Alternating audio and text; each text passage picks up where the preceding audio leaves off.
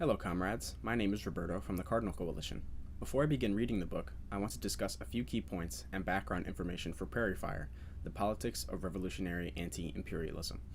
Prairie Fire was first published by the Weather Underground in 1974, following years of organization, trial and error, radicalism, and armed resistance against the United States government. The Weather Underground was primarily a white group who were called to struggle by the Black Power movement and the resistance of the Vietnamese against the American occupiers during the 1960s and 70s. Prairie Fire is an analysis of U.S. history in a Marxist context, understanding the United States' century-long role of being a perpetrator of genocide, violence, torture, and exploitation.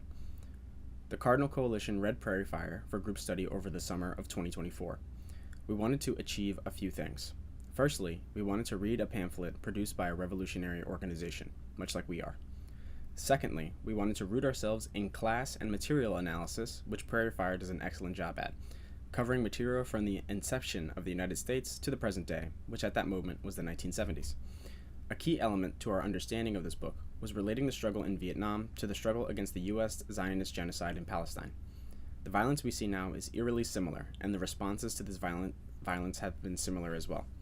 In every movement, there are failures and successes. We saw this book as a prime example of both. With all this being said, we want to thank you for listening. We hope you enjoy the contents of the book, and if you have any questions about the material, please feel free to ask away. Prairie Fire, the politics of revolutionary anti-imperialism, political statement of the Weather Underground. 3 of our comrades who gave their lives in the struggle, March 6, 1970. Teddy Gold, Diana Uten, Terry Robbins. May 9, 1974. Sisters and brothers, here is Prairie Fire, our political ideology, a strategy for anti-imperialism and revolution inside the imperial U.S. It comes out of our own practice of the last 5 years and reflects a diversity of experiences. This paper is not the product of 1 or 2 people, nor even a small handful of us. Rather, Prairie Fire represents the politics and collective efforts of an organization. It has been the focus of our study groups and our political education. It has been chewed on and shaped in countless conversations, struggles, and written pages. It has traveled around the country, growing, developing through the attempt to understand the shape of world forces and of revolutionary possibilities before us. The paper was rewritten 4 times and collectively adopted as the political statement of the Weather Underground. The 12-month process of writing Prairie Fire, squeezed between ongoing work and practice and action, has now reached a kind of endpoint. A cycle is done. We undertook this analysis to explain the changes in the United States and world conditions since the Vietnam ceasefire and to evaluate the consequences of the Vietnamese victory. We have come some distance in evaluating the political situation, the priorities for revolutionary work since we began this writing. Now many more revolutionaries will need to shape and change the paper. The politics cannot be realized unless and until the content of the program is activated in thousands of situations among thousands of people in the coming period. Prairie Fire will be a growing thing. We hope the paper opens a dialectic among those in the mass and clandestine movements. We hope people will take Prairie Fire as seriously as we do, study the content, and write and publish their views on the paper as well as their analysis of their own practice. We will respond as best we can. Our movement urgently needs a concrete analysis of the particular conditions of our time and place. We need strategy. We need to battle for a correct ideology and win people over. In this way, we create the conditions for the development of a successful revolutionary movement and party. We need a revolutionary communist party in order to lead the struggle, give coherence and direction to the fight, seize power and build a new society. Getting from here to there is a process of coming together in a disciplined way around ideology and strategy, developing an analysis of our real conditions, mobilizing a base among the U.S. people, building principled relationships to the Third World struggle, and accumulating practice in struggle against U.S. imperialism. Prairie Fire is written to communist-minded people, independent organizers and anti-imperialists, those who carry the traditions and lessons of the struggle of the last decade, those who join in the struggle of today. Prairie Fire is written to all sisters and brothers who are engaged in armed struggle against the enemy. It is written to prisoners, women's groups, collectives, study groups, workers' organizing committees, communes, GI organizers, consciousness-raising groups, veterans, community groups, and revolutionaries of all kinds. To all who can read, criticize, and bring its contents to life in practice. It is written as an argument against those who oppose action and hold back the struggle. Prairie Fire is based on a belief that the duty of a revolutionary is to make the revolution. This is not an abstraction. It means that revolutionaries must make a profound commitment to the future of humanity, apply our limited knowledge and experience to understand an ever-changing situation, organize the masses of people and build the fight. It means that struggle and risk and hard work and adversity will become a way of life, that the only certainty will be constant change, that the only possibilities are victory or death. We have only begun. At this time, the unity and consolidation of anti-imperialist forces around a revolutionary program is an urgent and pressing strategic necessity. Prairie Fire is offered as a contribution to this unity of action and purpose. Now it is in your hands. For the Weather Underground. Bernadine Dorn, Bill Ayers, Jeff Jones, Celia Sojourn. A single spark can start a prairie fire. Contents: Arm the Spirit, The Banner of Che. Why is revolution necessary? In the early stages. The 60s. Achievements, turning point, self-criticism, turning weakness into strength. Obstacles, anti-revolutionary errors in our movement, setbacks inflicted by the state, continuing crisis at home. Governmental crisis, the real and phony energy crisis, what we think. 2. Vietnam, meaning of the ceasefire, international victory, national victory, all for Vietnam. Support the Vietnamese struggle. 4 main issues: attacks on liberated zones, no étathu, healing the wounds of war, political prisoners, a program to focus on Vietnam, justice to war criminals, amnesty for resistors, the war to explain the war, the Provincial Revolutionary Government of South Vietnam. 3. On the Road, Impressions of U.S. History. In the Beginning, Genocide, Slavery, Racism. Native American Resistance, the Early Stages. Black Resistance to Slavery and the Rise of the Abolitionist and Women's Movements. Reconstruction and Betrayal. The Opposition, Miners, Women, Immigrants, Wobblies. The Great Depression and the Communist Party. 4. Imperialism in Crisis, the Third World. Monopoly Capital. Imperialism means underdevelopment. Imperialism means racism and genocide. Imperialism means sexism. Neocolonialism. Defeats for neocolonialism. Violent counter-revolution. Changes in world politics. The struggle continues.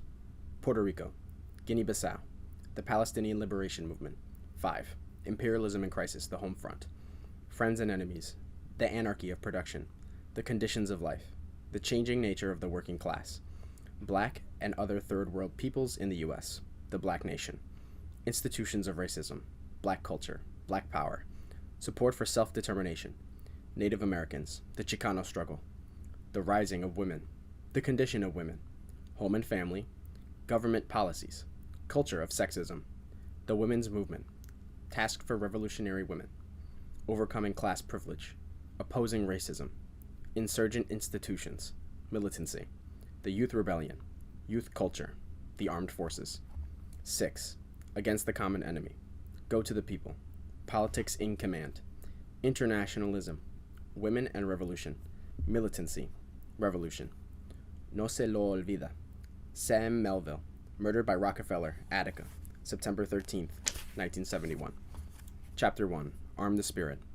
That is good, because revolutionary spirit must always be present. Revolutionary spirit must reveal itself. We must arm our spirit. When the spirit is armed, the people are strong. Fidel Castro. Santiago, Chile. November 29th, 1971. The unique and fundamental conditions of this time is the decline of U.S. imperialism. Our society is in social and economic crisis, and assumptions about the U.S. are turned on their heads. These are hard conditions to live through, but they are favorable for the people and for revolution. These conditions of constant change demand the weapon of theory. Like people everywhere, we are analyzing how to bring to life the potential forces which can destroy U.S. imperialism. We are a guerrilla organization. We are communist women and men, underground in the United States for more than 4 years. We are deeply affected by the historic events of our time in the struggle against U.S. imperialism. Our intention is to disrupt the empire, to incapacitate it, to put pressure on the cracks, to make it hard to carry out its bloody functioning against the people of the world, to join the world struggle, to attack from the inside. Our intention is to engage the enemy, to wear away at him, to harass him, to isolate him, to expose every weakness, to pounce, to reveal his vulnerability. Our intention is to encourage the people, to provoke leaps in confidence and consciousness, to stir the imagination, to popularize power, to agitate, to organize, to join in every way possible the people's day-to-day struggles. Our intention is to forge an underground, a clandestine political organization engaged in every form of struggle, protected from the eyes and weapons of the state. A base against repression, to accumulate lessons, experience, and constant practice. A base from which to attack. The only path to the final defeat of imperialism and the building of socialism is revolutionary war. Revolution is the most powerful resource of the people. To wait, to not prepare the people for the fight, is seriously to mislead about what kind of fierce struggle lies ahead. Revolutionary war will be complicated and protracted. It includes mass struggle and clandestine struggle, peaceful and violent, political and economic, cultural and military, where all forms are developed in harmony with the armed struggle. Without mass struggle, there can be no revolution. Without armed struggle, there can be no victory. It will not be immediate, for the enemy is entrenched and intractable. It will require lengthy, deliberate, political, and armed struggle to build the organized power of the people, and to wear away at the power of the enemy. Many people have given their lives in this struggle, and many more will have to. Paradoxically, this protracted struggle is the shortest and least costly to the road of revolution. We are at an early stage, going from small to large. The mass armed capability, which will destroy the enemy, has its beginnings in armed action. It matures unevenly, with setbacks and at great cost. It will not spring full-blown on the scene at the magical moment of insurrection. We cannot leave the organizing and preparation for armed struggle to some more perfect future time. It would be suicidal. There is no predetermined model for revolution. We are always figuring it out. But for some, armed struggle is always too soon, although it is underway here and around the world. We made the choice to become a guerrilla organization at a time when the Vietnamese were fighting a heroic people's war, defeating 500,000 U.S. troops and the most technologically advanced military power. In our own hemisphere, Che Guevara urged that we create 2, 3, many Vietnams, to destroy U.S. imperialism by cutting it off in the Third World, tentacle by tentacle, and opening another front within the U.S. itself. At home, the struggle and insurrection of the Black Liberation Movement heightened our commitment to fight alongside the determined enemies of the empire. This defined our international responsibility and our duty as white revolutionaries inside the oppressor nation. We are part of a wave of revolution sparked by the Black Liberation struggle, by the death of Che in Bolivia in 1967, and by People's War in Vietnam. This period forged our belief in the revolutionary necessity of clandestine organization and armed struggle. Why is revolution necessary? Revolution is a fight by the people for power. It is a changing of power in which existing social and economic relations are turned upside down. It is a fight for who runs things, in particular, for control by the people of what we communists call the means of production, the means by which people eat, work, protect themselves from the cold and rain, get around, raise children, and build. The imperialists now control the means by which these necessities of survival get produced and distributed. They determine what gets produced, at what cost in human effort, under what conditions, and who gets what's produced. This is complete control over people's lives. It is economic power and far more. It involves and implicates people in a system over which they have little control, a system which includes unprecedented slaughter through continuous wars, genocide, the violent suppression of Black, Puerto Rican, Chicano, and Indian people, the subjugation of women, daily control and extraction of maximum profit from the people's work, the development of a fantastic arsenal of weapons, including nuclear arms, in the control of the imperialists. It intimately affects day-to-day behavior, thoughts, values, potential, and hopes. Only the pressure of the struggle of the mass of people humanizes the system at all. It is an illusion that imperialism will decay peacefully. Imperialism has meant constant war. Imperialists defend their control of the means of life with terrible force. There is no reason to believe they will become humane or relinquish power. As matters deteriorate for imperialism, there is every reason to believe they will tighten control, pass their contradictions onto the people, and struggle for every last bit of power. To not prepare the people for this struggle is to disarm them ideologically and physically, and to perpetuate a cruel hoax. In the early stages, armed struggle has come into being in the United States. It is an indication of growth that our movement has developed clandestine organizations and that we are learning how to fight. The development of guerrilla organization and armed activity against the state is most advanced in the black community, where the tradition and necessity for resistance is high. The crises of the society provide the training grounds for third world people, the condition of prison, the army. The streets and most oppressive jobs produce warriors, political theorists, and active strategists. The Black Liberation Army, fighting for 3 years under ruthless attack by the state, the fighters in prison, and recently, the Symbionese Liberation Army, are leading forces in the development of the armed struggle and political consciousness respected by ourselves and other revolutionaries. At this early stage in the armed and clandestine struggle, our forms of combat and confrontation are few and precise. Our organized forces are small. The enemy's forces are huge. We live inside the oppressor nation, particularly suited to urban guerrilla warfare. We are strategically situated in the nerve centers of the international empire, where the institutions and symbols of imperial power are concentrated. The cities will be a major battleground, for the overwhelming majority of people live in the cities. The cities are our terrain. We believe that carrying out armed struggle will affect the people's consciousness of the nature of the struggle against the state. By beginning the armed struggle, the awareness of its necessity will be furthered. This is no less true in the U.S. than in other countries throughout the world. Revolutionary action generates revolutionary consciousness. Growing consciousness develops revolutionary action. Action teaches the lessons of fighting and demonstrates that armed struggle is possible. We are building a foundation. In 4 years of armed work, we have come to appreciate the complexity of doing it right and the difficulty of sustaining it. These are contradictions we are working with. We live in a whirlwind. Nonetheless, time is on the side of the guerrillas. Fighting the enemy is urgent. We have a duty to do all we can. Yet it takes time to win the people's trust. It takes time to build an organization capable of surviving the hunt. It takes time to recover and learn from mistakes, to prepare, train, study, and investigate. This is an observation. It is not offered as an argument for delay. There is constant revolution between carrying forward the struggle and the necessity of preserving valuable cadre and supporters. Sometimes this is not a matter of choice. The guerrillas are forced, because of the torture and murder committed by the repressive apparatus, to escalate and move beyond what can be immediately sustained. Armed struggle brings the resistance to a sharper and deeper level of development. The greater the resistance, the greater will be the force and scope of the state repression brought to bear upon the people. When resistance is at a high level, the enemy takes measures against the people. But treading lightly will not assuage the rulers. Violent repression is built into the status quo. Guerrilla strategy has to resolve the contradiction between the necessary progress of the struggle and what the people can sustain at any given time. Armed actions push forward people's consciousness and commitment. They are a great teacher and example. Yet they must be clearly understandable to the people, identify our enemy precisely, and overcome his massive lies and propaganda. Attacks by the Weather Underground have been focused and specific. These attacks were a catalyst for thousands of politically directed armed actions between 1970 and 1972, almost all of which complemented mass struggles.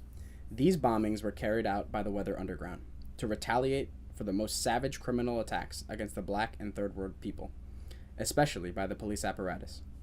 Haymarket Police Statue, Chicago, October 1969 and October 1970. Chicago police cars, following the murder of Fred Hampton and Mark Clark, December 1969. New York City Police Headquarters, June 1970. Marin County Courthouse, following the murders of Jonathan Jackson, William Christmas, and James McLean, August 1970. Long Island City Courthouse in Queens, in solidarity with prison revolts taking place in New York City, October 1970. Department of Corrections in San Francisco and Office of California Prisons in Sacramento for the murder of George Jackson in San Quentin, August 1971. Department of Corrections in Albany, New York for the murder and assault against the prisoners of Attica, September 1971. The 103rd Precinct of the New York City Police for the murder of 10-year-old Clifford Clover, May 1973. To disrupt and agitate against U.S. aggression and terror against Vietnam and the Third World. Harvard War Research Center for International Affairs, Proud Eagle Tribe, Women's Brigade, October 1970. U.S. Capitol after the invasion of Laos, March 1971. MIT Research Center, William Bundy's office, Proud Eagle Tribe, Women's Brigade, October 1971. The Pentagon, after the bombing of Hanoi and mining of the harbors of North Vietnam, May 1972. Draft and Recruiting Centers, ROTC buildings, ITT Latin America headquarters, following the fascist counter-revolution in Chile, September 1973. To expose and focus attention against the power and institutions which most cruelly oppress, exploit, and delude the people. National Guard headquarters, Washington, D.C., after the murders at Jackson State and Kent State, May 1970. Presidio Army Base and MP Station, San Francisco, July 26, 1970. Federal Offices of HUE, Health, Education, and Welfare, Women's Brigade, San Francisco, March 1974. Liberation of Timothy Leary from California Men's Colony, San Luis Obispo, September 1970. Mass struggle and movements are not mere spectators in revolutionary war. Armed struggle cannot become a spectacle. It is the responsibility of mass leaders and organizations to encourage and support revolutionary armed struggle in open as well as quiet ways. Actions are more powerful when they are explained and defended. The political thrust of each armed intervention can be publicly championed and built on. Parallel mass support will further both the mass and military struggle. There are many faces to militant resistance and fighting, a continuum between guerrilla and mass work. An examination of recent history points to acts of resistance, draft burning cards, sabotage in the military, on the job, in government, and attacks on the police, mass demonstrations, marches on the Pentagon, Stop the Draft Week, African Liberation Day rallies, International Women's Day rallies, Chicano moratorium marches, demands for control and power through the seizures of institutions, community control of hospitals and schools, occupations of land, such as at Wounded Knee, or symbols such as the Statue of Liberty, People's Park, prison rebellions and takeovers, clandestine propaganda, spray painting, pouring blood on draft files, the media PA FBI ripoff, popular rebellion, Watts, Detroit, Chicago, Cleveland, Newark, outrage expressed violently and collectively, Jackson, Kent, Cambodia bank burning, at Isla Vista, TDAs, Days of Rage. There are connecting lines between these different forms of fighting. All are forms of resistance by the people and forms of attack against the state. Militancy and armed struggle are consistent threads in revolutionary movements. They cannot be wished or forced away. They will continue to be practiced as long as imperialism exists. Together, they constitute the fullness of revolutionary war. The greater part of the revolution remains before us. We need to evaluate our strengths and weaknesses to go on from here. Our present strategy is rooted in our interpretation of the struggles of the last 14 years, the 60s. Denunciations of the struggles of the 60s as a failure to do the enemy's work. These surrenders are a live burial of our people's great moments and weaken the future by poisoning lessons of the past. The movement produced some of the highest expressions of international solidarity and commitment in an oppressor nation. Weaknesses there were plenty. We cannot evade them, ignore them, nor be reluctant to learn from them. But the lessons won't be drawn apart from the context, where we were coming from, and how far we will still have to go to revolutionize ourselves and society. Achievements. The struggles of the 60s changed everything, and we strongly affirm the general thrust and direction of the politics and movements of the last decade. The achievements only represent beginnings, but they are not small. Desanctification of the empire. The lesson that the U.S. imperial system is not permanently superior, not invincible even at the height of its power, not loved by the people of the world, and not satisfying the needs of the great majority of the U.S. people. This is of incalculable importance to the awakening of consciousness. In this year of cynicism about the U.S. rulers, it is hard to remember the power of the myths of U.S. invincibility and democracy which governed our people at the beginning of the 60s. Although U.S. global aims had already been rocked by the success of the Chinese Revolution in 1949, the struggles for African independence through the 1950s, and the failure to win in Korea, the implications of all this were not known by the U.S. people. The forces unleashed at Little Rock and Montgomery and the triumph of the Cuban Revolution were already burrowing away at the edifice of U.S. superiority, yet we were still asleep. People now see that imperialism is warlike, with an economy based on the arms race, defense spending, and a need to support expansion with the bloodiest interventions in its history. People understand corporate greed, the criminal policies of ITT, United Fruit, Standard Oil, Gulf Oil, Dow Chemical, Chase Manhattan, Safeway, and Honeywell. People can now see the hypocrisy of U.S. freedom, justice, and democracy, high-sounding words masking the fact of U.S. exploitation, aggression, and counter-revolution. Material contribution to Vietnamese victory. The anti-war movement made significant contribution toward forcing the U.S. government to withdraw troops from Vietnam. As part of the worldwide united front against imperialism, our movement helped prevent the use of nuclear weapons against Vietnam, a major assault on the dike system, or an invasion of the North. The ruling class is not restrained by scruples, only by their estimation of the political consequences of their actions. The Imperial Army became an unreliable tool of domination. There were serious interruptions in the functioning of the draft. In addition, part of the anti-war movement saw through the blinders of national chauvinism and brought a glimpse to the U.S. people of the righteousness and humanity of the so-called enemy. Opposition to racism. The spirit of resistance inside the U.S. was rekindled by black people. The power and strategy of the civil rights movement, SNCC, Malcolm X, and the Black Panther Party affected all other rebellion. They created a form of struggle called direct action, awoke a common identity, history, and dignity for black people as a colonized and oppressed people within the U.S., drew out and revealed the enemy through a series of just and undeniable demands such as the vote, equal education, the right to self-defense, and an end to Jim Crow. The police, the troops, the sheriffs, the mass arrests, and assassinations were the official response. The black movement was pushed forward into a revolutionary moment for political power, open rebellion, and confrontation with the racism of white people and the racism of institutions. Growth of insurgent cultures. Young women and men, fighting to be human beings in the midst of disgusting and crushing social forms, found ourselves in opposition to empire. Since World War II, imperialism sought to tame its youth through tract education, the draft, the oppression of women. These conditions produced a profound alienation in work, school, family, and an openness to revolutionary alternative. The youth revolt and the women's movement moved practically an entire generation on one level or another. This means a substantial sector was torn away from sexist and competitive culture and gave birth to new cultures, fragile but real, cultures in opposition to the system.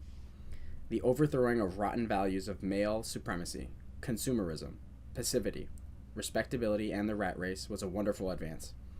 For women working, for women forced into the marriage marketplace, trapped in oppressive relationships, raising children alone, the women's movement brought a new sense of self-worth and dignity.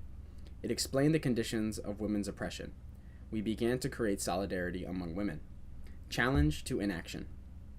We inherited a deadening ideology of conformity and gradualism. Our first protests were law-abiding and peaceful. But the treacherous nature of U.S. power was revealed as we began to comprehend Hiroshima, napalm, slavery, lynching, capital punishment, rape, Indian reservations. We came to see that change is violently opposed every step of the way. We stood up and defied propriety, the state, and the law, in street demonstrations and outrageous actions. Militant confrontation politics transformed us. We broke with a powerless past. We saw popular uprisings, armed revolution, people's war, and guerrilla combat around the world.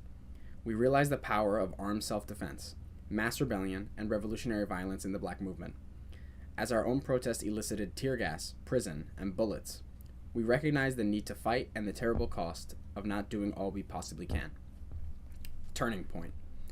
The year 1968 was a high point and a turning point. It is not surprising that the maturing of the movement took place at a time when the world was in flames. 500,000 U.S. troops were dealt a staggering blow by the Vietnamese Popular Forces during Tet. Armed struggle raged throughout Latin America, and the Palestinian Liberation Forces emerged in the Middle East. Student movements in France and throughout the industrialized world were in full revolt, challenging their old governments. Turning point. The year 1968 was a high point and a turning point. It is not surprising that the maturing of the movement took place at a time when the world was in flames. 500,000 U.S. troops were dealt a staggering blow by the Vietnamese Popular Forces during Tet. Armed struggle raged throughout Latin America, and the Palestinian Liberation Forces emerged in the Mideast.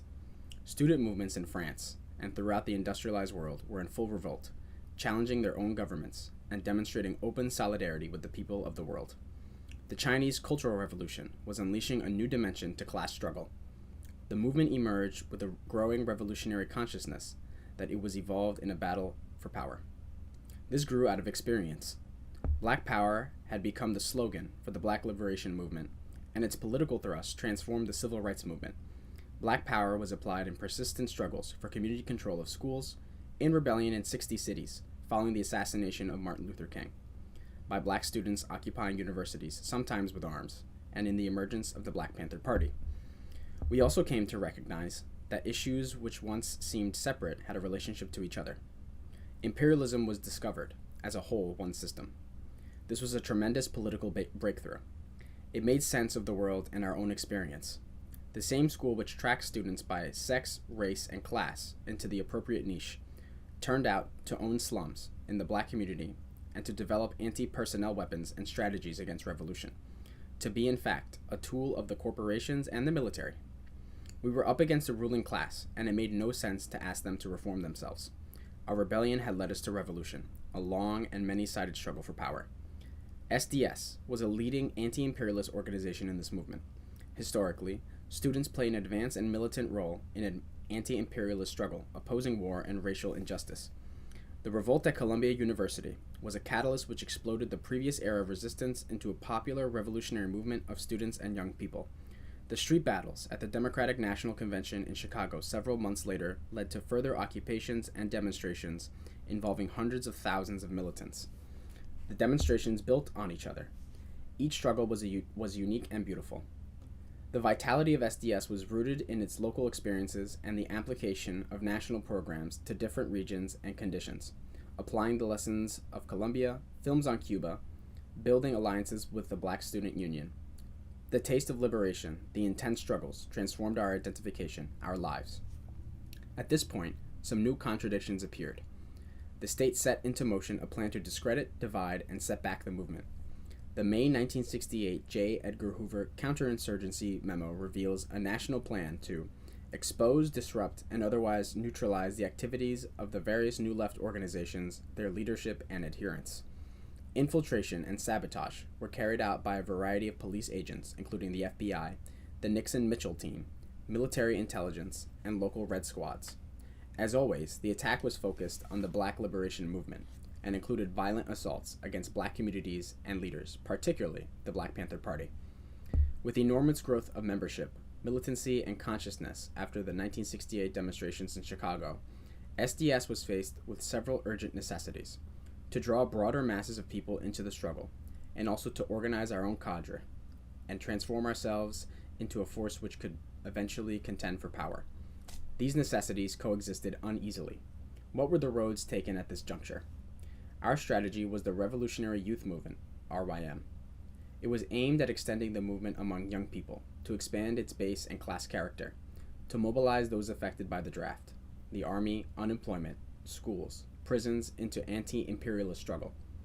RYM was a transitional strategy to maintain the militant mass base on the campuses, while we deepened our base among the working class. Young people's openness and consciousness and identification with militant anti-imperialism was a strategic strength. This movement continued to grow spontaneously, even after the decline of SDS. This politics was opposed by an opportunist politics that took the form of economism. Economism appears in every revolutionary movement as the reduction of revolution to a struggle for purely economic gains. Economism has many masks. It was then expressed in a leftish form of going to the workers, not by creating revolutionary consciousness and action, but by sacrificing principle in the hope of gaining a place in the labor movement. This is a corrupt politics, proven bankrupt again and again.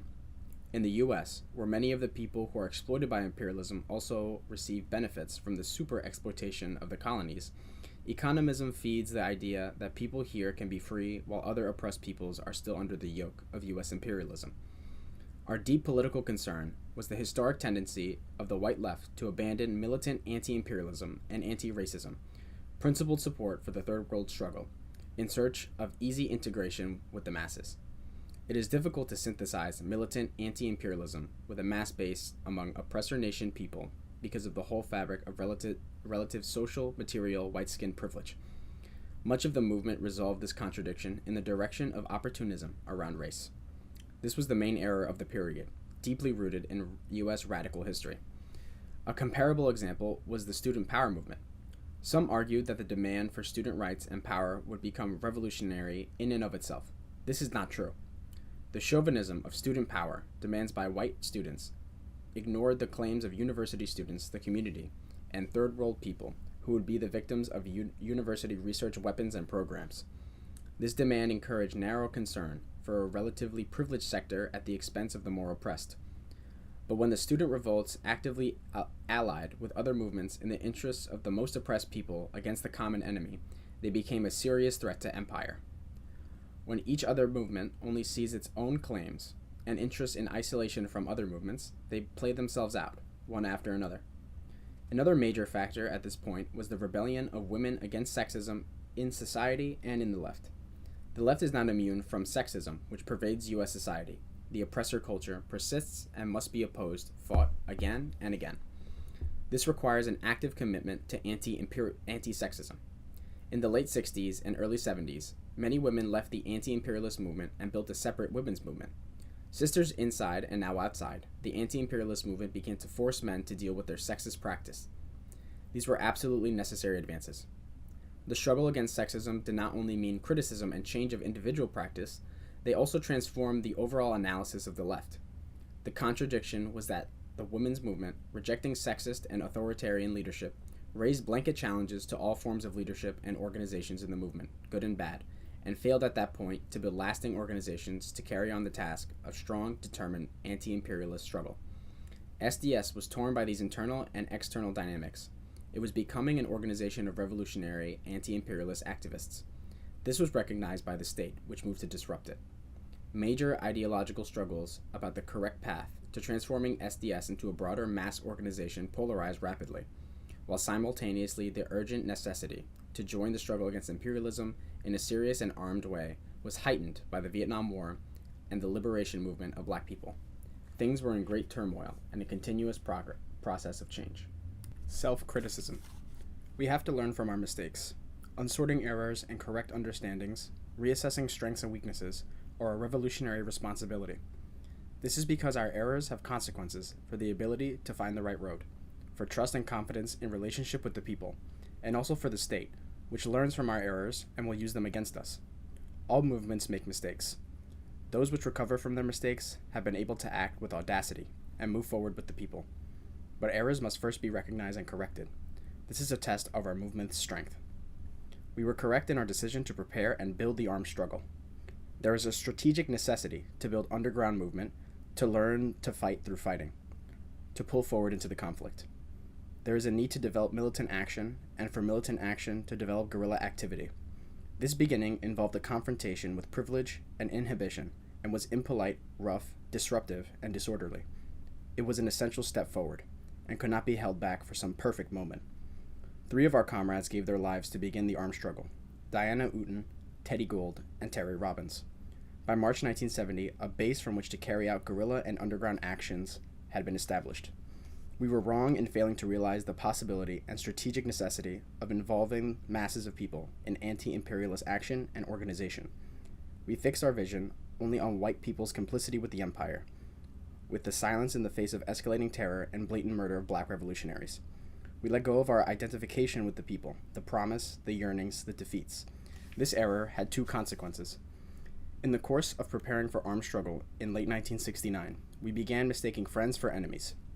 We applied the strictest standards of willingness to risk everything to comrades and allies, as well as to the real opportunists who represented the politics of retreat.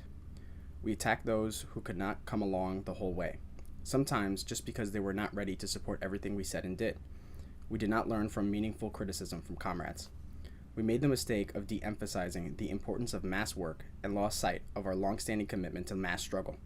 The militancy and commitment of the Days of Rage and the initiation of armed actions contributed to and pushed forward mass struggle.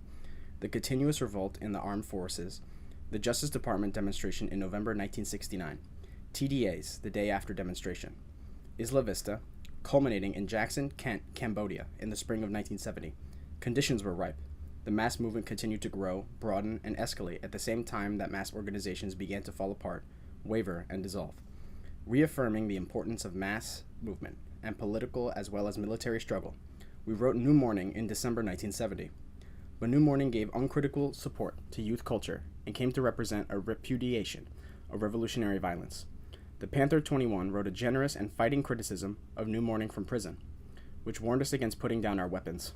They correctly pointed to the necessity to continue to fight and our need to teach our people to fight. By failing to answer, we lost an opportunity to engage in dialogue with these brave and dedicated comrades, turning weakness into strength. Now the movement is disorganized, divided, and defensive, unable to fulfill the whole potential to learn and to lead. There has been relatively little organized mass action and relatively great disunity within our movement in the last 3 years. In the movement, times are hard. On the other hand, the opportunity for change and organizing among millions of poor, unemployed, and working people, among women, among youth, is great. The continuing social crises are accelerating the process of social dislocation, and people are opening up to the possibility of revolutionary consciousness. Objective conditions do not produce revolution themselves. In times of crisis and change, people's fears and discontents and hopes can be mobilized in different directions, toward opiates of all sorts, reform, right-wing movements, and war. That is why revolutionary organization, leadership, and example are required to call the discontent into life and action to seize the time. There are serious problems and barriers to revolutionary growth now facing us, which we have to uncover and look in the face. Some are setbacks inflicted by the state. Some are obstacles, weaknesses and contradictions among us. Some are anti-revolutionary currents and errors within the movement. Obstacles. Anti-organization tendencies. The lack of a national organization, embracing and based in popular movements, unified around anti-imperialism, is the most serious weakness. A generation of cadre was built in the struggles of the 60s and early 70s. People need organization. Organization unites, gives direction, and breadth to particular political work. The lack of organization affects all other problems. It leaves people with no place to go join the struggle, no way to connect to something larger than ourselves, no forum for struggling and resolving our other problems. Good local work, or work focused around one singular issue, suffers from the lack of national, overall organization. The failures and disillusion of previous organizations have served as an excuse for anti-organizational tendencies, attacking and undermining all forms of organization. The idea prevails that organization means giving up individual integrity, or is irretrievably sexist, male-dominated, or is by definition oppressive. Like every other revolutionary movement on Earth, we desperately need good organizations, strong and healthy, to embody the struggle and direct our energies like a spear. Cynicism, the subjective mood of surrender and powerlessness, is expressed in various repudiations of the 60s or turning to idealistic utopian solutions. Cynicism coincides with extreme individualism, expects the revolution to somehow be pure and victories easy. We also face adversity. Some activists feel extremely demoralized. Some feel burnt out from the difficulties of revolutionary work. We must help each other through pain and breakdown, through separation, loss, and death. We must care for the physical and mental health of the revolutionary community, for those in prison, for the raising of the children and the sustenance of the older people. At the same time, as we recognize the real difficulties, we nourish our revolutionary spirit, commit every fiber of our lives to the struggle. Sexism. The full participation and leadership of women is necessary for successful and healthy revolution. Revolutionary organizations must recognize the struggle for women's liberation as a fundamental political revolution and must repudiate the intolerable backwardness of all forms of sexism. The development of the independent women's movement, as well as active struggle against the institutions and ideas of sexism, are the basis for ensuring that the revolution genuinely empowers women. Racism. The left must make clear at every point its unwavering and militant support for the liberation of Black, Puerto Rican, Chicano, Native American, and all third world peoples. It must refuse to compromise this active support for short-term gains, or to win the approval of whites. We are trying to organize at the workshop, in the schools, or the communities. This is true for the whole movement and for every individual in the movement. The creation of an anti-racist white movement is the necessary foundation for the functional unity of third world and white enemies of the empire. Anti-racist organizing and action can create this unity. Where this kind of work has begun, it should be broadened and extended. There are two currents of thought and activity that conspire to hold back the power of the movement. They are American exceptionalism and reformism. These tendencies often unite and reinforce each other. They are subtly embedded in various tendencies and accepted truisms in the left, and they are strategically put forward by the enemy to defeat us. They are both racist in effect. American exceptionalism is the assumption, for one reason or another, U.S. technological superiority, the post-scarcity economy, the system of democracy, our advanced consciousness, our revolutionary struggle is not subject to the same general conditions and the same general necessities as others. It assumes different faces. One is American superiority, a kind of cultural chauvinism. This is characterized by the acceptance of some of these positions. That imperialism is something different from and unnecessary to capitalism, something that happens outside the U.S., incidental to the struggle here. U.S. society is stable and even not subject to the great dislocations and wrenching changes sweeping the world. Our feminist consciousness is more advanced than that of women in the third world liberation movements or in Cuba or Vietnam. Our revolution will be a consciousness revolution on the plane of personal relations and sexuality. We have passed beyond anything as old-fashioned as socialism. Of course, there are new conditions and unique aspects to U.S. society. Our revolution makes its own contributions, but we have to elicit the class consciousness and struggle out from beneath the layers of false consciousness, resignation, and fearfulness. Our women's movement is a great new vital movement, but we can also learn much from women of the third world about who our enemy is and how to mobilize to fight him. The repudiation of cultural oppression isn't everything, but it does constitute a serious break with the brainwashing control of empire. As a people, we are saturated with the myth of American superiority. As a revolutionary people, we must take our place in the human community, resolutely opposed to all expressions of arrogance. Another form of American exceptionalism is rejecting forms of struggle from the U.S. which are obviously necessary in other parts of the world. Some people actually defend the taking up of arms by the Vietnamese people, the Chilean workers, or the Chinese Revolution, but preserve the territory within U.S. borders from the same laws and forces which produce revolution everywhere. This is half-hearted internationalism. Colossal arrogance is concealed in the self-deception, and the third world people and socialist countries can and must do the fighting while we have some kind of free ride, tidy and constitutional. Reformism deceives and derails the movement by putting forward the strategy of peaceful transition to socialism. It pretends to reassure the people by spreading pacifist and consolatory ideas. It sells short the sacrifices and strivings of the people, disarms them of their correct understanding of the intractable nature of the enemy, and disarms them of their own power and will to fight and win. Reformism assumes the essential goodness of U.S. society in conflict with the revolutionary view that the system is rotten to the core and must be overthrown. Reformism rejects revolutionary violence by treating each new armed act as if it were a Reichstag fire, an act of provocation, or premature. Along with denouncing armed struggle comes the exaggerated emphasis on legality and electoral struggle, or an attempt to influence power by the collaboration with the best aspects of the imperialists. Thus, many good struggles which are parallel and complementary to militant and armed struggle are instead turned against it and posed as an alternative. Another characteristic of reformism is mainstreamism, the attempt within the left to take on the coloration of the worst aspects of the mainstream U.S. society and history so as to be acceptable, and thereby change things without disturbing people too much. This is an attempt to slide it under the flag. In the name of being integrated with the U.S. people, this movement abdicates its responsibility to confront racism and class rule and change it. It becomes corrupt. Setbacks inflicted by the state. We are fighting a treacherous and ruthless enemy. The state has implemented a plan to contain and crush the power of revolution. In the last period, they have inflicted some serious blows which have set back the struggle. Counterinsurgency. A major organized attack has been mounted against black people and the black community by Nixon forces. Like U.S. military interventions against third world peoples, this campaign of genocide is a measure of the powerful threat to empire posed by black people. It has included waves of assassinations of black leaders, imprisoning large sectors of the young militant population, often for life, infiltration, and generalized terror. Heroin and methadone traffic have been massively directed against black urban communities. Part of a generation of black youth has been lost to drugs.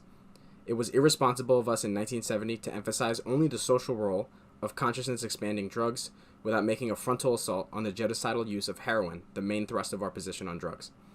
The government has come down hard on the entire black community. Massive unemployment, schools which cultivate illiteracy among black children, cutbacks in funds for the cities which hasten the collapse of communities through terrible housing and welfare starvation. It is impossible to estimate the human cost of the government strategy, the lives of people like Jonathan and George Jackson. Repression. The nature of Nixon's extra-legal attack on the movement was spelled out in the J. Edgar Hoover memo of 1968 and elaborated by Mitchell and the Justice Department and White House CIA types. It is a strategy of infiltration, disruption, and selected blows against anti-war and revolutionary movements and leaders. It did temporarily succeed in creating a climate of distrust and suspicion on the left. Its tactics included threats and intimidation, espionage, grand juries and long trials, and selected murders. The strategy against the black movement and the strategy against the anti-war left are different faces of the same apparatus. Their basic repressive strategy is to divide, separate out, and make vulnerable to divide third world and white, those in prison from the outside, those in solitary from those in population, leaders from the grassroots and the guerrillas from the mass movement. Organizing a base for fascism.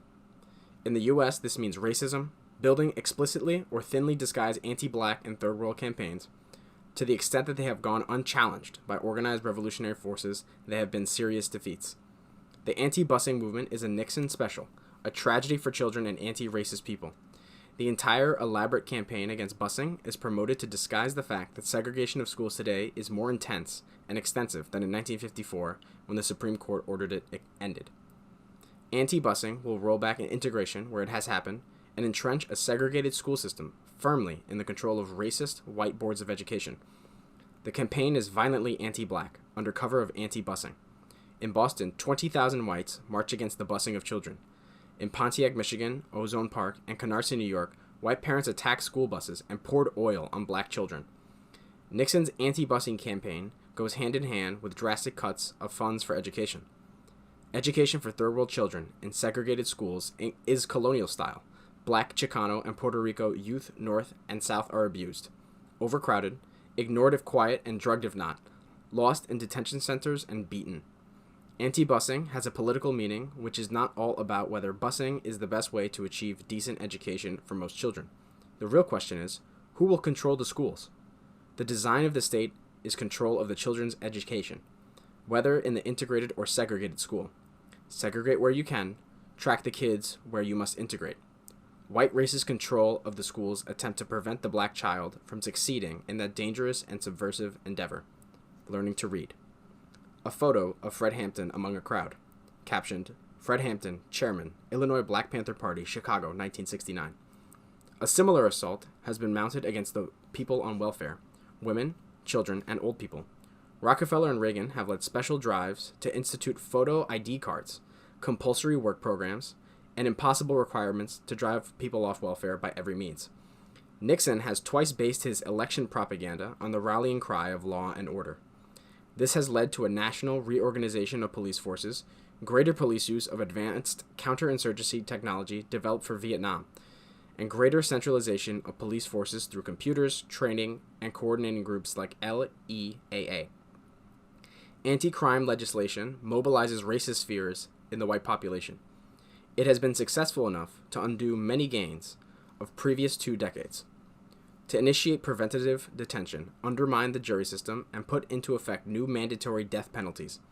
2 models are the Special Police Crackdown Unit used in Detroit called Stress, which was responsible for the murder of many black people, and the new Rockefeller drug law, which forces legal addiction by giving people a choice between long prison sentences and lifetime parole or mandatory methadone maintenance. If we do not create an anti-racist left, the masses of white people being bombarded with these measures have little alternative but to resolve these fears and these conflicts the traditional way, in complicity with racism. Continuing crisis at home. Conditions will not wait for us. With the decline of imperialism, the ability to expand and export basic contradictions becomes less available to the U.S. rulers, and this means continual crisis and hardship for people here. We are looking at 2 of these crises to analyze their origin and their consequences for the imperialists and for the people. Governmental crisis. In the wake of the U.S. defeat in Vietnam comes an unprecedented governmental crisis. Watergate is a magnificent victory of the struggles of the 60s, a reflection of the war coming home. Crisis chases crisis as state leaders search for a consolidating strategy. The turmoil is indicative of serious and fatal weakness in the system. it offers an unparalleled opportunity for revolutionary and popular movements. Nixon has been caught with the chicken in his hand. His known crimes include sabotage of elections, cover-up of the sabotage, land deals, income tax evasions, tampering with the evidence, giant swindles and fixes, not to mention his secret wars abroad and at home, campaigns of race hatred, the air war against Vietnam, Laos, and Cambodia, and violation of the ceasefire agreement. Nixon's re-election was a low point, but the unanimity of his election was momentary and hollow. It began crumbling immediately. The terror bombing of Hanoi was carried out just before the Paris Peace Agreement, which acknowledged U.S. defeat and marked a major victory for the Vietnamese people along the road to independence and liberation. The assassination of Amilcar Cabral, African liberation leader and head of the PAIGC, was carried out by mercenaries of U.S. armed Portugal on the eve of the declaration of the independence of Guinea-Bissau. Nixon, both deadly and powerful and seriously weakened. 18 months later, he has become the symbol of delegitimized bourgeois ideology, a two-bit criminal, host to a den of monopolies and crew-cut thieves. Nixon has always been a political leader of counter-revolution and tighter control of the colonies, an executioner of the Rosenbergs, the men at Attica, the students at Jackson and Kent. His national military alert during the 1973 October War in the Mideast shows the fantastic lengths to which he would carry the world to the brink of war. His Christmas bombing of Hanoi was horrible proof that his policies are based on terror against the people. His fundamental program is militarization, that is, enormous technological and military spending for war and arms abroad and police control at home. Watergate is a domestic reflection of the empire in crisis. For Nixon Kissinger, political unity in the U.S. around a program of law and order for the world was essential in the wake of successful revolution abroad. These are historical precedents for imperialist repression following a revolutionary success. From the New York Post, Wednesday, June 6, 1963. Radicals were the target. The Attorney General and his agents, armed with 60,000 dossiers compiled under J. Edgar Hoover, struck quickly. In 33 cities across the nation, government men seized more than 4,000 persons, sometimes without the authority of a court warrant, in homes, cafes, club rooms, and taverns. It was January 1920, and many Americans feared for national security in the wake of the successful communist revolution in Russia, the specter of spreading Bolshevism, scattered bombings in the U.S., and troubled labor strikes. Attorney General A. Mitchell Palmer rode a wave of popular support with his massive federal arrests of Russian immigrants, local communists, and other suspected radicals. In order to make his foreign policy of military terror and détente effective, and in order to crush rebellion and anger at home, Nixon created an extra-legal force, the Plumbers, a counterinsurgency program and sabotage operation. He justified these moves on the basis of national security and domestic subversion, both cornerstones of Nixon's power for over 25 years. His moves to reassert control spilled over against substantial elements of the ruling class, and the struggle for bourgeois political power was on. Nixon's links with the giant corporations has been put on the line. This is the rule in this stage of monopoly capital, the identity of business and government. But for now, Nixon's the one caught in cahoots on the defensive. Every aspect of the prosecution of the Watergate crisis itself remains in the hands of the ruling class. The Watergate investigation observes gentlemanly limits. They have never explained Nixon's deliberate aggression against Black, Chicano, and Puerto Rican communities. They cover for every mention of CIA operations at home. Power in the U.S. is a white gentleman's club. Yet the crisis runs away. It has become the political expression of a process that began in the 60s, the defeat of the myth of American freedom and democracy. Vietnam is the crime that plagues Nixon, defines his fall. He is a war criminal. The consequence of Watergate is a population wary of the hypocritical words of leading politicians, wise to the bankruptcy of existing society. The real and phony energy crisis. The real energy crisis is the crisis of imperialism. It is seen in a fight over raw materials and resources. It reflects the crisis in empire, declining Western control over the economies of the Third World, increased competition between capitalist countries, and growing stagnation arising from contradictions within money capitalism itself. The system is in trouble. In order to maintain growth and economic dominance, U.S. corporations and government have followed policies which would maximize oil company profits overseas. U.S.-based oil companies provided 60% of Europe's oil and 80% of Japan's oil, primarily from wells in the Mideast. That arrangement depended on continued domination by the U.S. within the capitalist sphere and over the oil exporting nations. U.S. imperialism lost world hegemony in Vietnam. This loss made it impossible for the U.S. to keep dollars afloat on its own terms, leading to such things as dollar devaluations and the OPEC embargo. The U.S. oil companies can no longer dictate the terms under which oil and natural gas will be distributed and sold to the non-socialist world. From these conditions, the ruling class devised the phony energy crisis as a strategy to recapture as much control and domination as possible. They deliberately limited refining capacity and created artificial shortages prior to the embargo. The largest oil companies used the suffering of the people to rake in windfall profits. Through the inevitable crises of capitalism, the giant monopolies grow stronger and seize greater control of the economy, political life, and the means of destruction. As engineered, it gets out of hand and creates new contradictions. The phony energy crisis was cooked up by the giant monopolies, the masters of the oil world, who control the reserves. In addition to unprecedented price rises, they got a blank check to exploit and develop highly profitable energy sources. The Alaska Pipeline, shale oil in the Rockies, offshore drilling rights, strip mining, and dangerous leaky nuclear power plants with lethal byproducts. The oil monopolies have emerged as energy monopolies with major interests in coal, natural gas, shale, and nuclear power. Finally, the big companies have increased their contention with other capitalist rivals in other countries and their power to eliminate smaller U.S. oil companies, who are paying for these bonanza profits and are being forced to bear the brunt of the crisis. Although the shortages were created in corporate boardrooms, the crisis has become grimly real. The people are directly affected in numerous and serious ways. The lower the income, the greater the impact of energy costs, food prices, inflation, and unemployment. There's always been an energy crisis for black people: no heating oil in winter, no transportation to go to work. Children became sick and died from diseases caused by cold apartments. Last winter, a 93-year-old couple froze to death for lack of heat. Millions have been laid off jobs and suffered hardship from lacking the basic necessities of life. People know that it is a political crisis, not a natural catastrophe, not a shortage of fuel, not a technical failure. The socialist nations are not in an energy crisis.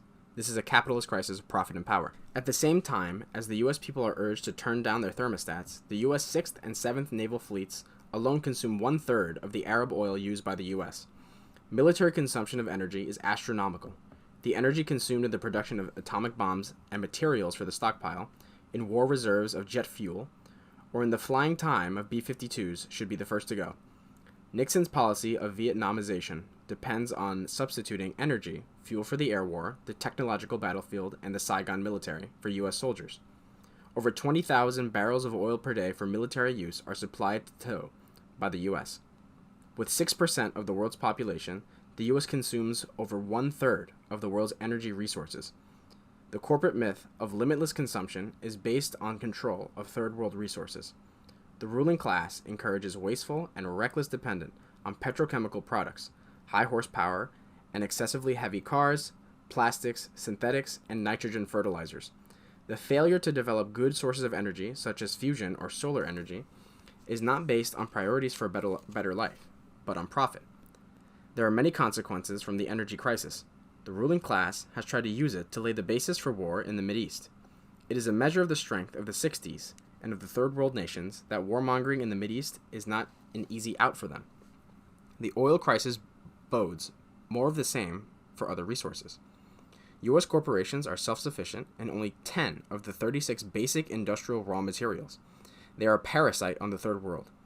They will face continuing crises over who's to control and who's to profit. Among the raw material producing countries of the third world are a great step forward and a significant challenge to unchecked U.S. domination and plunder. The power in the unity of the small. The recent UN special on raw materials drew a sharp picture of the plunder of the poor countries by imperialism and the terms of future struggle. Countries rich in bauxite, copper, iron ore, and other resources are beginning to unite for the protection of their natural wealth. The people of the third world are striving to control their own economies and to make full use of their resources. This is an upset of U.S. plans for a new stable order. The ecological devastation wrought by the energy companies is unparalleled. In Puerto Rico, Indonesia, Angola, and Brazil, multinational corporations seek new sources of energy at the expense of the same development of the natural resources or the wishes of the people. The plunder for sources of power is emerging as a major threat to the survival of rural areas of this country and to the continued culture and community of people who live there. The major oil companies are pushing through contracts to strip mine coal on the Cheyenne and Crow reservations in Montana on a scale that would forcibly urbanize and transform the Native American population and denude the landscape. Only a tiny population of the 1.8 million acres of land damaged by stripping in the West and Appalachia have been reclaimed to any extent at all. The rape of Elope and Navajo lands to create giant power plants in the Four Corners, New Mexico, is creating pollution greater than in Los Angeles. The AEC has pushed through a massive program to build 500 to 700 new nuclear power plants in partnership with corporations like Westinghouse and Rockwell. These breeder reactors are expensive, dangerous, and deadly to adjoining waters and communities. They now threaten every major New England river, the Great Lakes, and the oceans themselves. Industry passed on its problems by increasing unemployment, laying off thousands, and driving up prices of everything.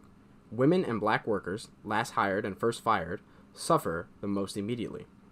These disruptions to an already stagnating economy have resulted in a serious attack on the basic necessities for masses of people, for the lives of third world people, families headed by women, and the people who are dirt poor. It is violent aggression. Inflation is deadly for old people, for families on welfare, and for the great number of unemployed. But the crisis cannot be contained among the dispossessed. It attacks the common family, the working person. A severe food crisis reflected in the rise of food prices and massive food shortages is emerging. In the wealthiest country in the world, there is a cost of living and is beyond the reach of millions of people. Inflation and the impact of the energy crisis will be used to drive up this cost to live, especially food prices. There has always been starvation and malnutrition for many in the U.S., the human consequences of food for profit. As food prices climb and real incomes decline, broad sectors of the population are beset by mounting debt, loss of savings, and fear for jobs. Food production, distribution, and agricultural land have become concentrated in monopolies called agribusiness since World War II. With reliance on fertilizers, pesticides, new methods of drying and storage, and mechanization that consume enormous amounts of energy, agribusiness rests on the super exploitation of farm workers and sharecroppers on the one hand, and giant programs of governmental subsidies, welfare for the rich, to keep vast stretches of fertile land deliberately underproductive. This is to keep prices up in the U.S. It amounts to government-enforced shortage, malnutrition for millions of the people in the U.S., hunger and starvation for the world's people. Of all the consequences of the U.S. use for world resources for profit, the most serious is beginning to come to the fore, a major crisis in the world food supply. What is experienced here as shortages and high prices is translated in the third world as real famine and paralysis of industrial development. The U.S., with its mechanized agribusiness, has a monopoly on food exporting, and it controls a vast sector of the food-producing land in the world. A rise in food prices devastates third world countries. They must depend on the U.S. for food. Agricultural land throughout the third world is turned into a plantation system of cash crops by imperialism: tobacco, rubber, coffee, and cotton. 2/3 of all the arable land in Latin America is planted with non-nutritious cash crops, wealth for the colonizers, not food for the people. South Vietnam, once the rice bowl of Southeast Asia, is now forced to import miracle rice from the U.S. Imperialism's irrational use of agricultural resources to produce vast quantities of meat to feed some of the U.S. population means that the amount of protein wasted by U.S. agriculture is comparable to the protein deficiency of the rest of the world. Starvation, hunger, and food shortages will unleash and sharpen all the basic contradictions. The imperialists will respond with solutions like population control, war, and greater monopoly power. But hunger, too, is stark, and the conflict irreconcilable. This contradiction could well define the coming period. Without mass struggle, there can be no revolution. Without armed struggle, there can be no victory. Denunciations of the struggles of the 60s as a failure to do the enemy's work. These surrenders are a live burial of our people's great moments and weaken the future by poisoning the lessons of the past. As a people, we are saturated with the myth of U.S. superiority. As a revolutionary people, we must take our place in the human community resolutely opposed to all expressions of arrogance. Starvation, hunger, and food shortages will unleash and sharpen all the basic contradictions. To say that U.S. imperialism is on the defensive does not mean it is toothless, nor that its overthrow will come fast or simply. In its decline, imperialism is extremely cruel, and it will use every weapon it has to deceive, divide, starve, torture, and murder those who attack it, but its eventual overthrow is inevitable. Photo of a crowd gathered in South Jamaica, Queens. Community protesting police murder of 10-year-old Clifford Glover, South Jamaica, Queens, May 1973. What we think. The world balance of forces between revolution and counter-revolution has changed in favor of revolution. Trong Chin, January 1972. Our method is dialectical materialism. To plan our strategy, we make an analysis of the conflicting forces, the underlying contradictions of our time, and how they are developing. This paper is optimistic. That is because we are conscious that the most aggressive and predatory imperialism that has ever existed has been defeated by the Vietnamese people. This unique and amazing period of history is the era of U.S. imperial crisis and decline. Today, over 1 billion people organize their lives around socialism. Thousands of guerrillas and millions of people in over 60 countries are engaged in active struggle against U.S. imperialism. Independence movements, wars of national liberation, and revolutionary movements within the U.S. are engaged in the decisive weakening of the empire. It is now being turned back by the people it has robbed and plundered. U.S. imperialism has had its setbacks, stalemates, and defeats before, but never one so decisive as in Vietnam. The Vietnamese met and turned back the full force of U.S. technological and military might, and ended the era of world hegemony for the U.S. Vietnam is a watershed in the decline of imperialism. It is a defining event of our time. Imperialism has dug its claws deepest into the oppressed and colonized nations, and it is these nations who are now the organized, leading spear point in the common struggle against imperialism. The imposition of foreign rule and foreign exploitation has created the conditions which gave birth to movements for national liberation, the seeds of imperialism's destruction. These movements have grown and multiplied. Great revolutionary leaders have emerged from the Third World, forged in People's War and in the building of socialism. Because the U.S. is so dependent on its colonies, the super exploitation of the Third World, national liberation, both here and abroad, is a knife to the strategic underbelly of the monster.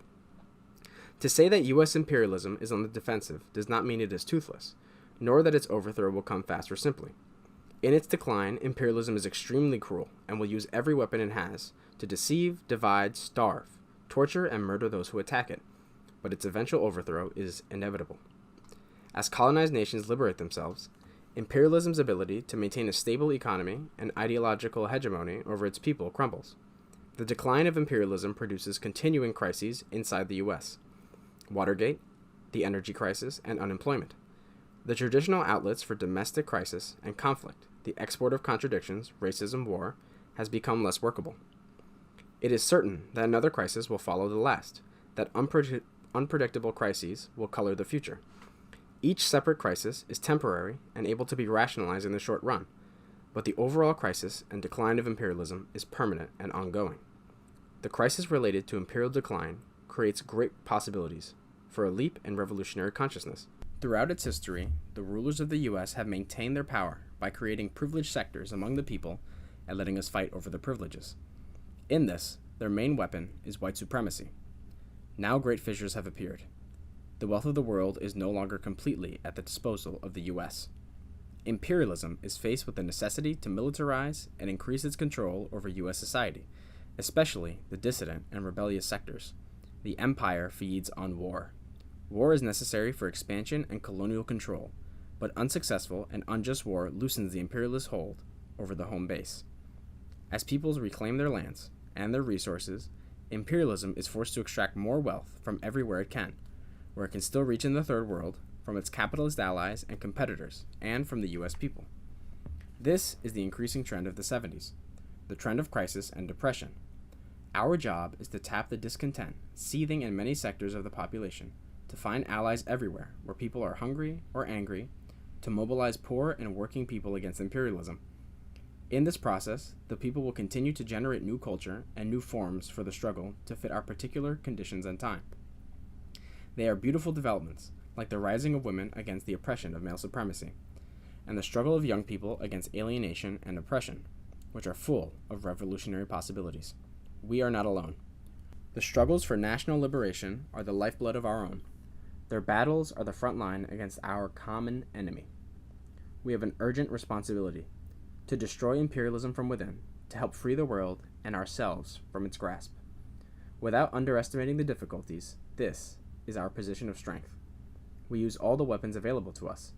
This necessarily includes mass militant action and guerrilla action to lay the foundation for the decisive armed struggle.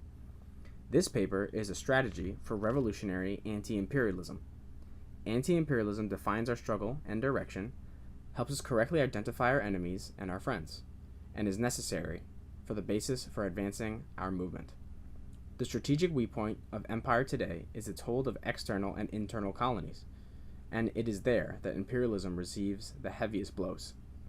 Our final goal is the destruction of imperialism, the seizure of power, and the creation of socialism.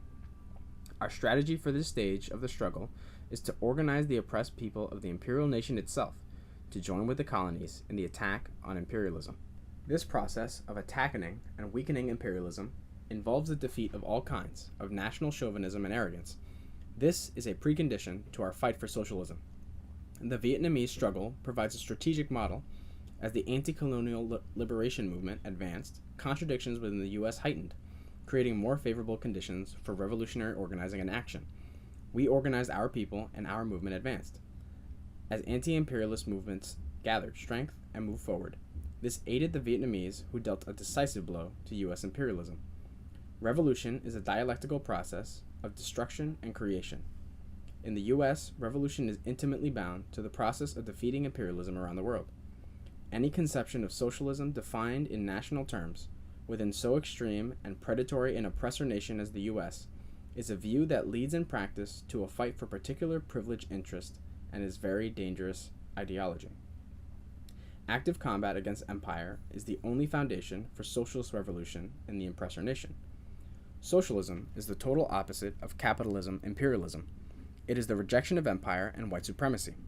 Socialism is the violent overthrow of the bourgeoisie, the establishment of the dictatorship of the proletariat, and the eradication of the social system based on profit. Socialism means control of the productive forces for the good of the whole community, instead of the few who live on hilltops and in mansions. Socialism means priorities based on human need instead of corporate greed. Socialism creates the conditions for a decent and creative quality of life for all. After a long struggle, power will be in the hands of the people. Society will have to be reorganized toward the integration of each with the whole, where people can realize themselves in peace and freedom. There will be rebuilding to do, but the tremendous power of creative human energy, revealed now in flashes of liberated space and in struggle, will be freed to fulfill its potential. Freed from the constrictions, prejudices, and fearful anxieties of imperialist society, people can be better. Our values are collective and communal. Birth and death will be celebrated with dignity. Old people will have respect. Children will have rights. With the elimination of waste from our society, all the people can eat healthy food. The cities can be real human gardens. We will have to rebuild them, reclaim the rivers and forests and the dying species. Wielded in the interest of everyone, technology can serve us. No labor need be unproductive. Our art, music, poetry, theater will interpret and awaken the relationship of ourselves to the world forces acting on each other. Our culture will be insurgent, celebrate people's victories, and record the history of the struggle.